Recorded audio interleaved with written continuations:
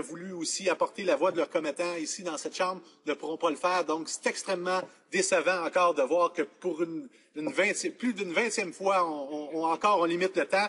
Non seulement pour un projet de loi aussi gigantesque, ça en est carrément scandaleux, Monsieur le Président.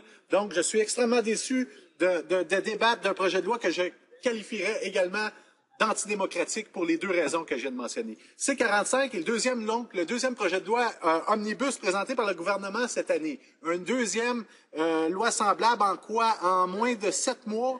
Ça doit être rien de moins qu'un record, Monsieur le Président. Donc, on présente ainsi un deuxième projet de loi titanesque de presque 450 pages. C'est à se demander si le gouvernement a le moins de respect pour la démocratie et pour les procédures parlementaires, Monsieur le Président. Donc, poser la question, c'est d'y répondre. On n'en a pas de respect pour ça. Pourquoi je dis que ce projet de loi est antidémocratique? Parce que C-45 va, encore une fois, modifier plus de 40 différentes lois, en plus d'en ajouter une nouvelle. Donc, tout comme pour C-38, les législations contenues dans ce projet de loi n'ont rien à voir l'une avec l'autre. On va le modifier avec celui-ci, la loi sur les eaux navigables, la loi sur les pensions, l'assurance emploi, la loi sur les grains et j'en passe de nombreuses. C'est pour cela que nous demandons depuis le début de ce projet de loi soit scindé en plusieurs parties. Donc, de faire comme l'a proposé le chef de l'opposition officielle, c'est ni plus ni moins qu'une obligation pour le gouvernement, Monsieur le Président, d'accepter cette proposition de présenter le projet de loi dans 13 comités différents afin que chacune des parties qui s'appliquent au comité soit étudiée de façon efficace et qu'on puisse permettre à ces comités d'entendre les spécialistes adéquats. C'est une obligation que le gouvernement devrait avoir pour cette suggestion, Monsieur le Président. Et aussi qu'on laisse non seulement ces comités, qu'on laisse aussi les parlementaires de ces comités pouvoir présenter les amendements qui seront nécessaires pour rendre cette loi-là acceptable. Il préfère donc regrouper ainsi tous ces changements législatifs dans un seul projet de loi qui sera examiné par un seul comité pour être finalement soumis à un seul vote. C'est donc une farce, c'est donc un mépris pour la démocratie parlementaire, Monsieur le Président. De la même manière dont le gouvernement a fait passer cette loi éléphantesque, il ne nous laisse aucune place pour en faire un examen complet. Le gouvernement empêche l'opposition de faire son travail, qui est d'assurer une supervision du travail des projets de loi que présente le gouvernement. Au lieu donc de démontrer aux Canadiens qu'un gouvernement conservateur doit être transparent et imputable, ils ont décidé d'en faire tout à fait le contraire et ainsi prouver à quel point ils ont, tel que je le mentionnais, un total mépris pour la démocratie parlementaire. Comme vous le savez, les conservateurs ont déposé une motion d'attribution de temps ce matin. Je ne sais plus combien, comme je le mentionnais, ils en sont rendus depuis le début de cette législature. J'ai tout simplement arrêté de compter. Ça serait juste de eux, on nous faxerait les lois dans nos bureaux, on se présenterait ici 2-3 fois par année pour voter 2-3 fois sur quelques projets de loi sans en faire d'examen adéquat, Monsieur le Président. C'est carrément et tout simplement scandaleux. La transparence et l'imputabilité pour ce gouvernement, c'est complètement existant. On dirait que ça les rend malades.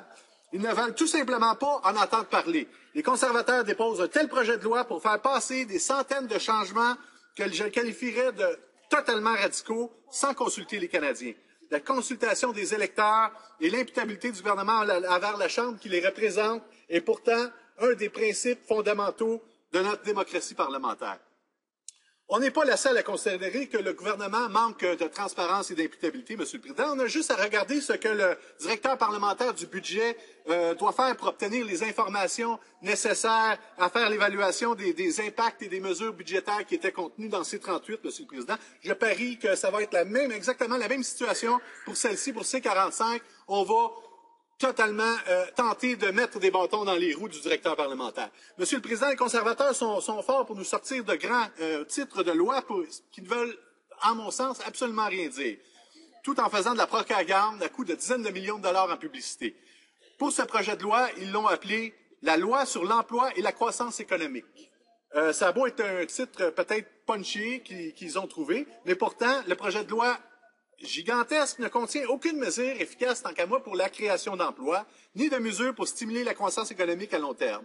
Les travailleurs et leurs familles vivent encore des moments difficiles à cause de la récession de 2008 et maintenant dans un contexte de ralentissement économique. Donc, ils ont besoin d'actions de la part du gouvernement qui vont les aider à sortir de ces temps difficiles.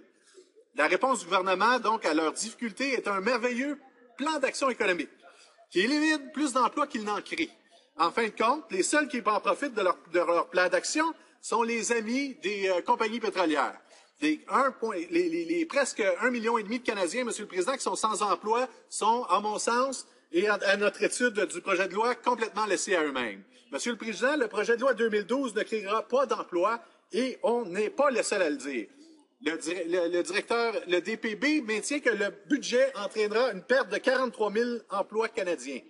En réalité, le budget prévoit donc une hausse du taux de chômage. Les Canadiens méritent donc un gouvernement qui sera capable de créer de l'emploi, pas seulement de prévoir des hausses de chômage. Les mesures dans le budget vont affecter des millions de Canadiens. Ils imposent des mesures dans un contexte où le gouvernement conservateur ne fait rien pour contrer le chômage chez les jeunes, en plus de leur demander de travailler plus longtemps pour avoir accès à leurs prestations de la sécurité de la vieillesse.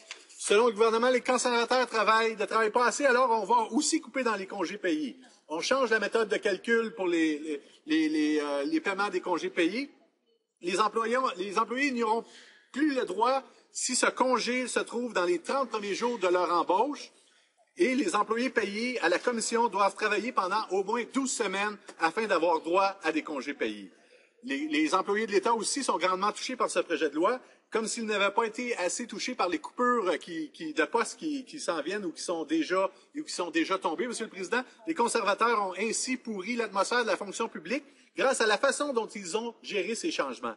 C'est très grave, mais ça n'a pas l'air vraiment de déranger nos collègues d'en face. On continue à taper sur le clou et on augmente la cotisation des employés à 50 %, peu importe leur date d'embauche. On va augmenter l'âge de la retraite de 60 à 65 ans pour tout employé embauché après le 1er janvier 2013.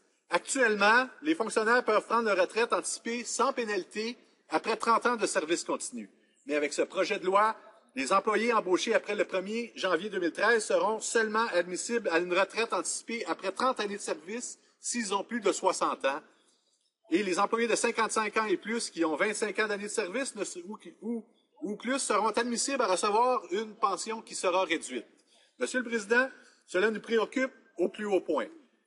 Un groupe de travailleurs devra travailler plus longtemps pour avoir droit au même régime de pension qu'un autre employé, ce qui est carrément injuste, Monsieur le Président. La mesure principale, donc, concernant la création d'emplois contenue dans le projet de loi C-45 est la mise en place d'un crédit d'impôt temporaire à l'embauche pour les petites entreprises. Cette mesure est, à mon sens, insuffisante parce qu'elle ne donne aux employeurs qu'un maximum de 1 000 $ de crédit.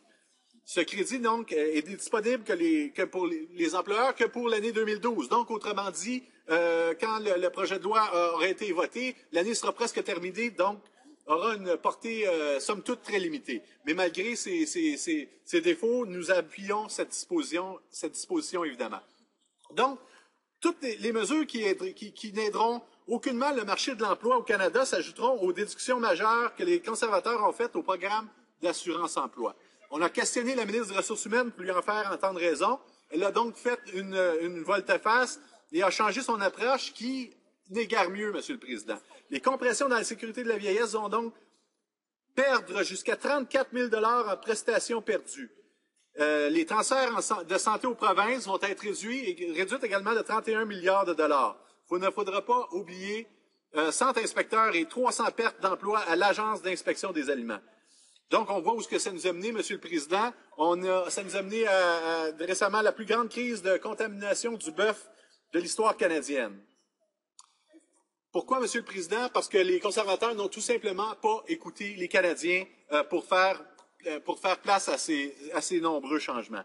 Ce n'est plus le Canada auquel les Canadiens croient, Monsieur le Président. Donc, nous ne laisserons pas changer ces lois et les politiques et les programmes auxquels les Canadiens croient et auxquels ils ont droit et qui vont nous trouver sur notre chemin. Les néo-démocrates ont un plan économique et un plan pour prévoir de meilleures améliorations de santé de service pour les Canadiens, Monsieur le Président, et c'est pourquoi nous allons nous opposer à plusieurs des mesures du projet de loi. Merci.